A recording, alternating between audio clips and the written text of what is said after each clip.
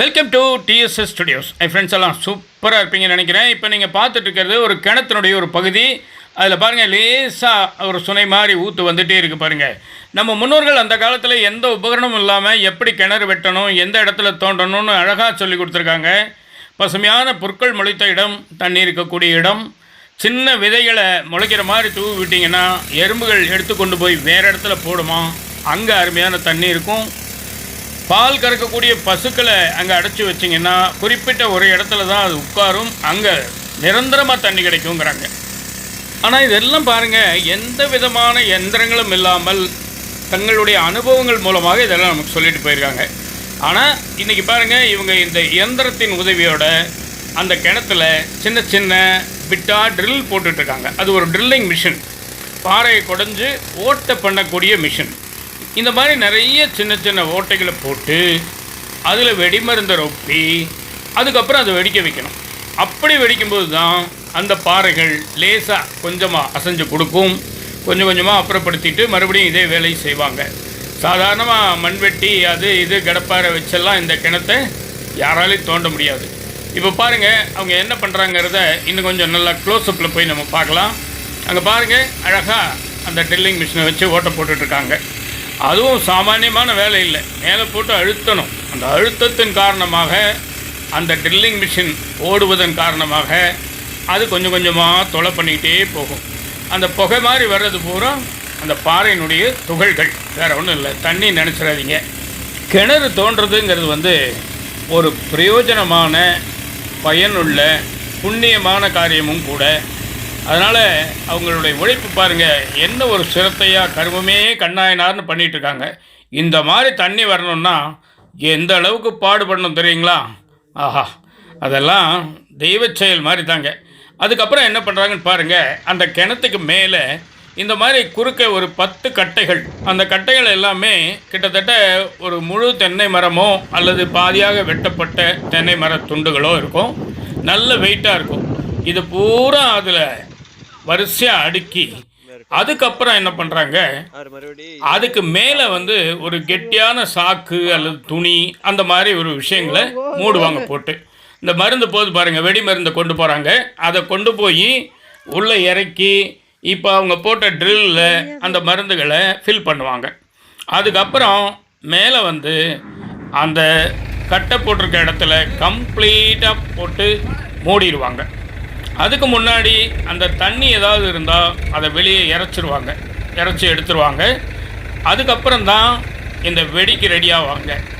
வெடி போடும்போது பாருங்கள் எப்படி வெடிக்குதுன்னு மட்டும் பாருங்கள். இந்த 3 இடத்துல டமால் டமால் டமால், ஐயோ அம்மா, இந்த மாதிரி வெடித்து அந்த பாறைகள் சிதறி கிடக்கும். ஏன் இந்த சாக்கு துணி எல்லாம் போத்தணும் அப்படின்னா, வெடிக்கிற வேகத்துக்கு அந்த கல் உள்ளேருந்து மேலே பறந்து வந்தால் எங்கே விழுகும், யார் மேலே விழுகும், என்ன ஆகும்னு யாராலையும் சொல்ல முடியாது. அதனால் அதை அந்த கிணத்துக்குள்ளேயே நிறுத்துகிற மாதிரி பண்ணிக்குவாங்க.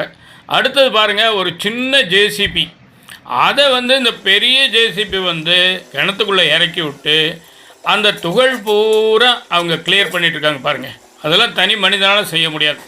அந்த கையில் எடுத்து அந்த ஒரு தொட்டி மாதிரி ஒன்று வச்சுருக்காங்க பார்த்தீங்களா, அதில் போடுது.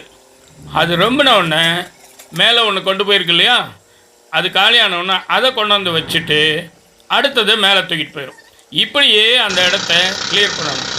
ஒரு தடவை பண்ணியாச்சுன்னா வேலை முடிஞ்சிடாது, பல முறை பண்ணணும், மீண்டும் மீண்டும் பண்ணணும். மறுபடியும் பாருங்கள், ட்ரில் போடுறாங்க.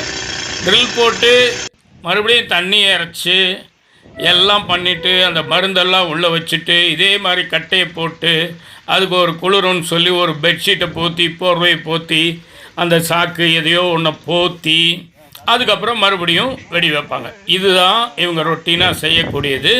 இதான் ஒரு கிணறினுடைய உருவாக்கும் விதம். அந்த மாதிரி சின்னதாக வருது பார்த்திங்களா, அந்த தண்ணியினுடைய தொகுப்பு தான் இப்படி வெளியில் கொண்டு வரும்போது பெருசாக வருது. பாருங்கள், மறுபடியும் ஆரம்பிச்சிட்டாங்க. அந்த சேறு சகதி அந்த பாறை எல்லாம் சேர்ந்து தண்ணியோடு எடுத்து அந்த தொட்டிக்குள்ளே போட்டு அதை மேலே தூக்கிடுவாங்க. இப்படியே காலி பண்ணணும். சாமானிய வேலையில் ஒரு வீட்டை பெருக்கிற மாதிரி குனிஞ்சு நிமிந்து செய்கிற வேலை அல்ல, தொடர்ந்து செய்யணும். அப்புறம் கடைசியாக பாருங்கள், அந்த ஜேசிபி, சின்ன ஜேசிபின்னு சொன்னேன் இல்லையா, அதையே மேலே தூக்கணும் இப்போ. ஏன்னா அது கீழே இறக்கி விட்ருக்கோங்க. இது வந்து எது வரைக்கும், அந்த சேறு சகதி குப்பை கூளம் அந்த பாறைகளை க்ளீன் பண்ணுற வரைக்கும் தான் இந்த வேலை. தண்ணியெல்லாம் இறச்சி விட்டாச்சுன்னா மறுபடியும் இவர் மேலே வந்துடுவார். அவங்க மறுபடியும் ட்ரில் போட்டு மருந்தரப்பி வெடி வைக்க ஆரம்பிச்சிடும். இதுதான் இந்த கிணறு தோண்டும் முறை. இது ஒரு தென்னந்தோப்பில் உள்ள ஒரு கிணறு. வீட்டு கிணறுங்களும் கிட்டத்தட்ட இதே மாதிரி தான். அந்த மணற்பாங்கான இடம் எப்படி இருக்குங்கிறத பொறுத்து தோன்றது ஈஸியாகவோ சிரமமாகவோ இருக்கலாம். இது பாறை பூமி அப்படிங்கிறதுனால கூடுதல் கொஞ்சம் சிரமம்தான் இது. ஆக மொத்தம் ஒரு கிணறு எப்படி தோன்றாங்க, அதில் என்ன பாடு இருக்குதுன்னு நம்ம இன்றைக்கி தெரிஞ்சுக்கிட்டோம். இந்த தொழிலாளர்களுக்கு எல்லாம் நம்ம ஒரு நன்றிகளையும் வணக்கத்தையும் சொல்லிக்குவோம். இப்போ பாருங்கள், தண்ணி ஓரளவுக்கு நல்லா வந்த பிறகு இந்த 2 பையங்களும் எப்படி குளிக்கிறாங்க பாருங்கள். இவங்கெல்லாம் வந்து நகரத்தில் ஒரு சின்ன பாத்ரூமில் அளவாக தண்ணி வச்சு குளிக்கிறவங்க. இந்த மாதிரி தண்ணியை பார்த்த உடனே தலையும் புரியல, காலும் புரியல, ஒன்றும் புரியல, சும்மா ஜாலியாக என்ஜாய் பண்ணுறாங்க. எங்கேயோ ஒரு பெரிய டூரிஸ்ட் சென்டருக்கு போன மாதிரி ஒரு சந்தோஷம் பாருங்கள். அந்த சின்ன பையன் முதல்ல ஆய்வுன்னு கத்திட்டு இருந்தவன் இப்போ அவனும் போய் குளிக்க ஆரம்பிச்சிட்டான். 2 பேரும் ரொம்ப ஜாலியாக என்ஜாய் பண்ணிகிட்டு இருக்காங்க. நிச்சயமாக இந்த வீடியோ உங்களுக்கு பிடிச்சிருக்கோன்னு நினைக்கிறேன். ஒரு கிணறு தோன்றது எப்படிங்கிறத நம்ம தெரிஞ்சுக்கிட்டோம். ஆக மொத்தம் மீண்டும் அந்த கிணற்றிலே நீர் தொடர்ந்து வற்றாமல் வர அனைவரும் பிரார்த்தனை செய்வோம். மீண்டும் சந்திப்போம். நன்றி, வணக்கம்.